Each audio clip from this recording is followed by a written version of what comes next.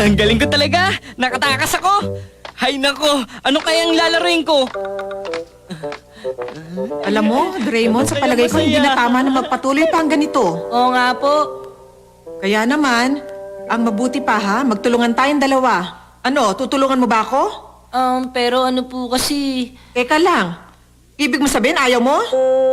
Hindi naman po sa ganun, Mami. Alam mo, Draymond, para di naman to sa kabutihan ni Nobita. Nandyan po ba si Shizuka? Naku, wala siya rito, iho. Meron kasi siyang piano lesson. Pasensya ka na ha, naabala ka patuloy sa pagpunta. Nakakainis. Matapos ako mahirapan sa pagtakas, wala pala siya. Alam ko na. Pupunta na lang ako sa burol. Maganda naman ang panahon eh.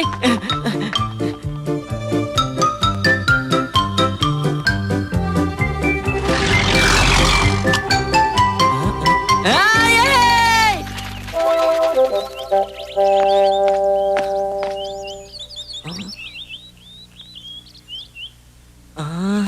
Ang presko dito. Parang ang sarap. Kaya lang, masyado maputik. Masyado kasi malakas yung ulan kanina, kaya naging ganito.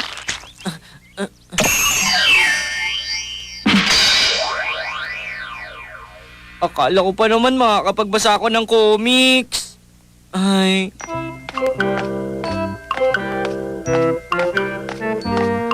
Alam ko na, baka sakaling makasulubong ko sina Damulag at Suneo, yayayain ko sila maglaro. Ayun pala sila. Hoy, ano ka ba naman? Hindi mo ba naintindihan yung sinabi ko sa'yo, ha? Hindi naman sa ganun namulag. Tumahimik ka kung ayaw mong masaktan! Sagot kayo sa akin! Akala nyo, ha? Sagot kayo sa akin! Hoy! Namulag mo! Akala nyo, ha? Palak mo ka tumakas, ha? Naku, mukhang pangit yata ang timing ko. Hoy, Nobita! Pasensya na, napadaan lang ako, Damulag. Sige, alis na ako. Tumahimik ka, huwag ka na magpalusot! Matutulad ka rin sa kanila!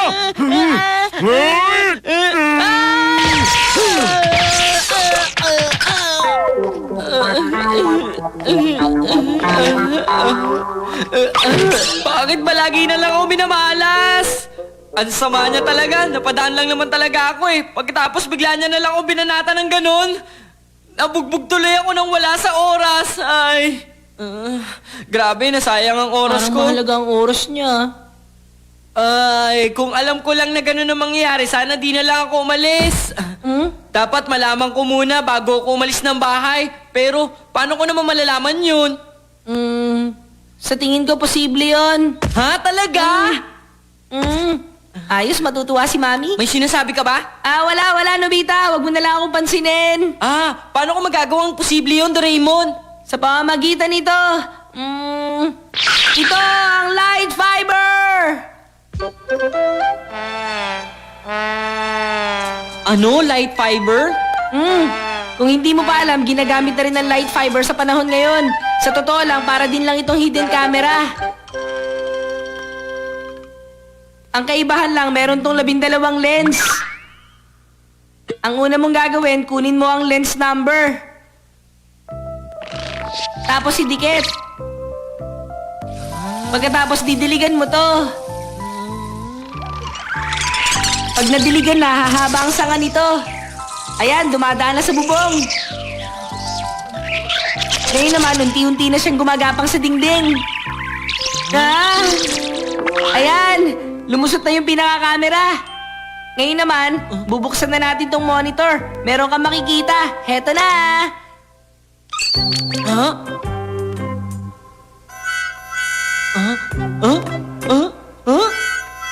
Ipaliliwanag ko kung paano siya umaandar.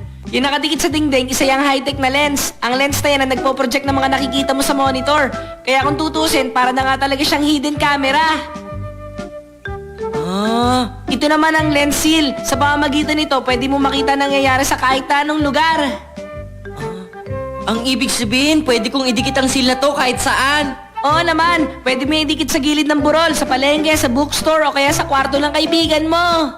Wow! Ang galing naman ito, Doraemon! Ibang klase! Kapag nilagay mo yan sa mga lugar na madalas mong puntahan, malaking tulong yan. Ididikit ko na! Teka, sandali lang! Nobita, okay ka lang ba? Hay nako, ikaw talaga. Oo, huwag kang mag-alala. Kawawa naman si Nobita kapag nagkataon. Siya rin naman kasi.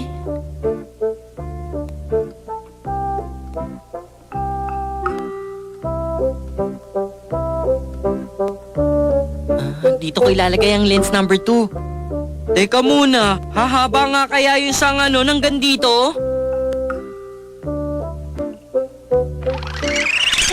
Nagsisimula na humaba yung pangalawang lens.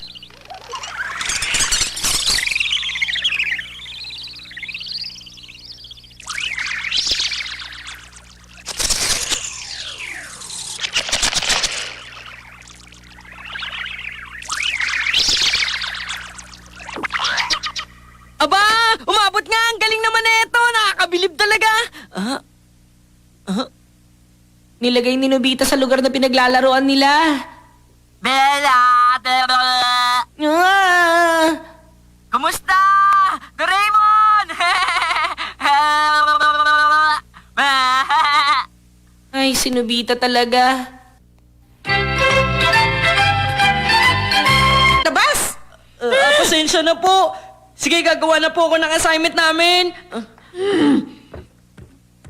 Pagkatapos bumaba ka, tulungan mo ako rito, ha?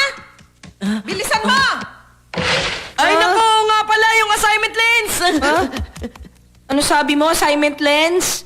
Oo, Doraemon. Assignment lens. Kapag meron akong assignment lens, magiging mas madali ang lahat. Bakit hindi siya gumagawa ng assignment? Saang lugar ba yan? Sa loob ng kwarto ni Dikisugi.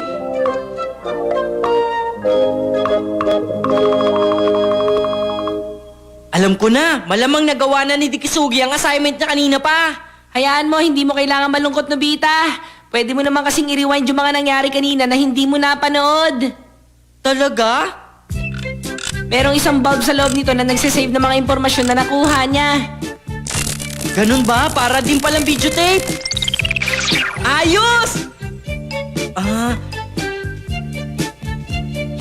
Ay, naku, may problema pa rin. Ang layo, hindi ko makita yung sinusulat niya.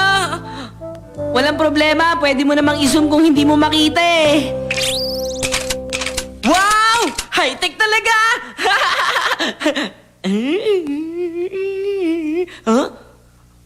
Bakit? Ano yun?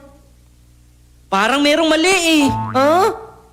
Hindi mo ba napapansin, Doraemon? Parang kakaiba ang araw na to. Anong ibig mo sabihin? Di ba palagi mo ako sinisermonan na huwag kong gamitin sa kalokohan ng gadget mo? Pero ngayon, hindi mo ako sinisermonan.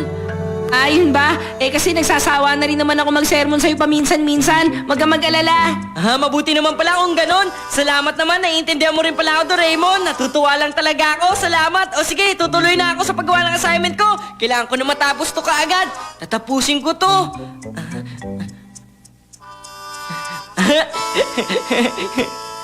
Tapos na! Sa wakas, pwede na rin ako maglaro. Siguro nakauwi na sa bahay si Shizuka. Sabi ko na nga nakauwi na siya. Ang galing talaga. Ano kayang papagawa sa akin ni Mami? Ay, siya na rin ang gumawa. Lalabas muna ako, ha?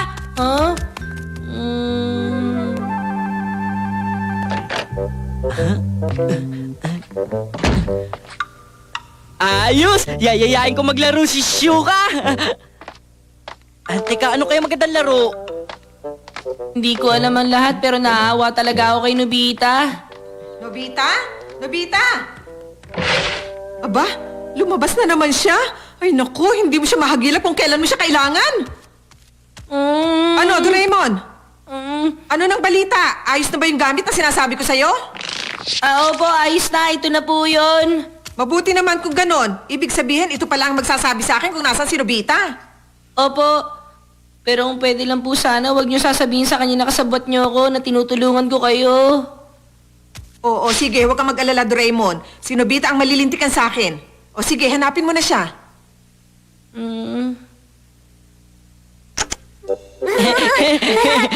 Ganda talaga itong manika ko. Nobita, nasa telepono ang mami mo. Ang mami ko po? Pambihira naman. Paano niya nalaman nandito ako kay Shizuka? Hello, Mami? Hilo-hilo ka pa dyan, ha? Hoy, Nobita, itigil mo na ang paglalaro sa mga manikang yan at umuwi ka na ngayon din, ha? Narinig mo ba? Ano, mga manika? Teka, paano nyo nalaman yun? Alam ko na ang lahat, kaya umuwi ka na ngayon din. Kalimutan mo na ang tungkol sa hapunan mamaya, ha? Hindi ka nakakain ngayong gabi. Ha? Pagdating mo rito, mag-uusap tayong dalawa. At huwag ka na magtatangkang tumakas dahil mahuhuli at mahuhuli rin kita. Ha? Maawa kayo sa akin! Doraemon, tulungan mo ako, please! Aba, at iiyak-iyak ka pa dyan, ha? Sorry, wala Tumigil akong ka alam nga, dyan. nakakahiya ka talaga. Umuwi ka na, bilisan mo! Manda ka sa akin pag uwi mo! Maawa ka sa akin, Doraemon!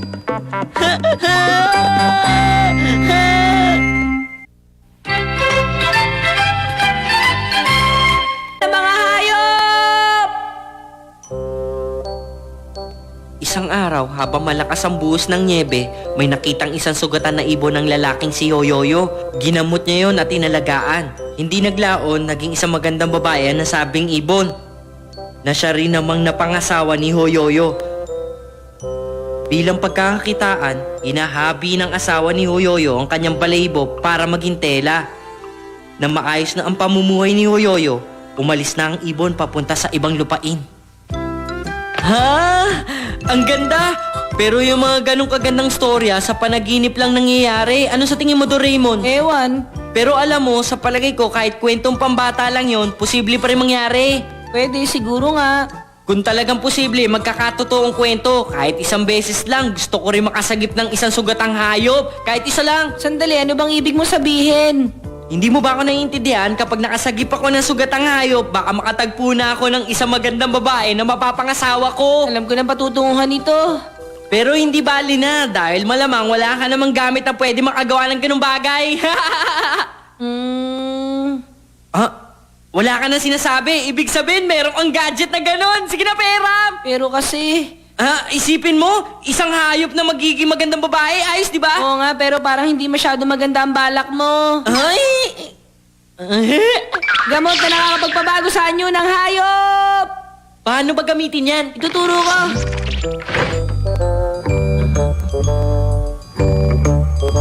Meron nga pala akong ipapaalala sa'yo. Ah? Kailangan mag-iingat ka dahil pag niloko mo ang isang hayop, ibabalik niya sa'yo yung ginawa mo. Oo, alam ko yun. Tsaka mahilig ako sa hayop. Hindi ko gagawin sa kanila. Halika na! Bilis! Ikaw ang Dali! mahigahin! Mukhang walang hayop dito ah. Naku po, yung tuta! Doraemon!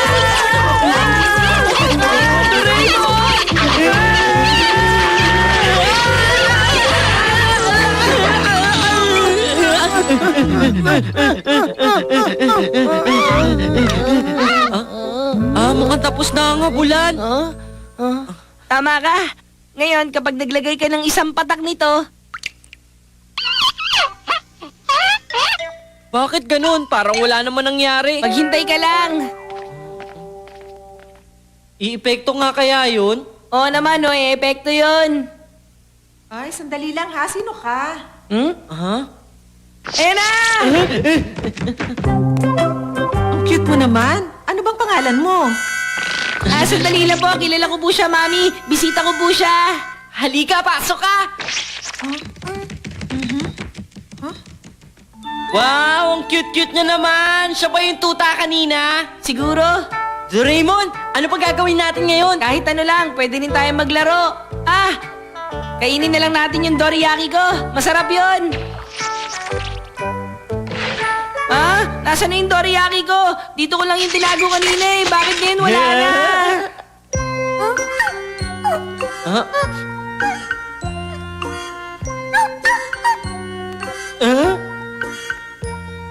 Ang dorayaki ko. Sabi na nga ba, ikaw na naman na may pakanaan nito eh. Puro ka talaga kalokohan. Hindi nakalusot eh. Ay naku, Nobita, hindi ka talaga makakalusot. Maraming salamat sa tulong mo,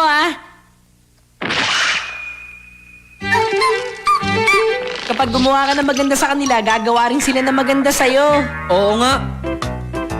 Tutulong ako para maganda rin ang kapalit. Ngayon, ang una kong gagawin, maghahanap muna ako ng cute na hayop. Saan kaya ako makakahanap ng... mukhang Natrap na multo to, ah! Tama, isang pusa! Tutulungan ko siya. Hindi naman multo to eh. Natrap na pusa to eh. Wow, ang cute na pusa! May ibibigay ako sa'yo. Ito! Hoy, sandali lang! Huwag kang tumakbo! Hoy, bumalik ka rito!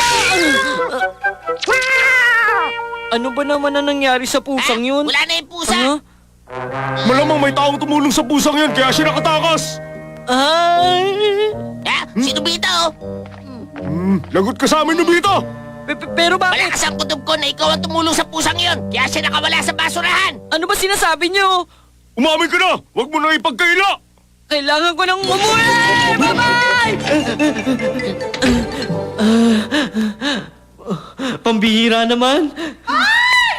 Sandali lang! Huwag mong gawin yan! Kawawa naman yung mga isda namin! Hoy, wag mong gawin yan! Teka, ikaw ba yung... Kung ganun, kilala mo ang batang yan, Nobita? Oo po, Mami. Ganun ba? Bakit di mo siya yayaing umakyat sa taas? Tanya ang comics ko! Hoy, Nobita, ano bang ingay yan? Dinig na dinig kayo sa baba. Huwag nga kayo maglaro, mag-aral ka na lang. Opo, Mami! Naku po, lagot na! Tumigil ka! Bakit ganyan siya? Tama na sinabi! Oh! Ay! Tumigil ka! Ay, Nobita!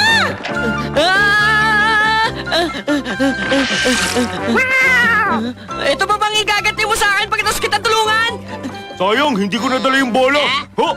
Sandali! Bumalik ka rito!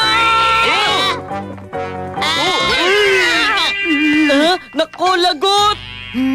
Namulag, yun yung pusang kinulong natin. Nakatakas. Sabi ko na nga, be! Tama ang hinala ko. Ikaw ang nagpatakas sa pusa, no? Hoy, Nobita! Bakit galing sa bahay ninyo yung pusa na yun, ha? Magsalita ka! Kasi may utang na loob siya sa akin. Ano? Utang na loob? Aminin mo na kasi na ikaw ang nagpatakas sa pusa na yun kanina. Hindi! Ang totoo kasi niyan! Ha? Ayaw mo pa rin magsalita, ha? Sige, lagot ka sa akin ngayon, bata ka! Oo, ganyan yan. Aray ko! Ha? Nobita! Mukhang nabugbog ka na naman nila Damulag, ah. Hindi ito ang gusto ko mangyari! Hindi mo naman kasi ginamit na maayos, eh. Ano, susubukan mo pa ba? Hindi, ayoko na! Wala namang kwenta ang gamot na yan!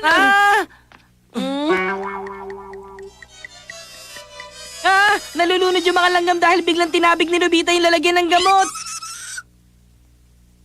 Ibig sabihin, nasa panganib ang buhay ni Nobita! Nobita! Galit sa akin si Mami. Ang mabuti pa, hindi na lang muna ako uuwi.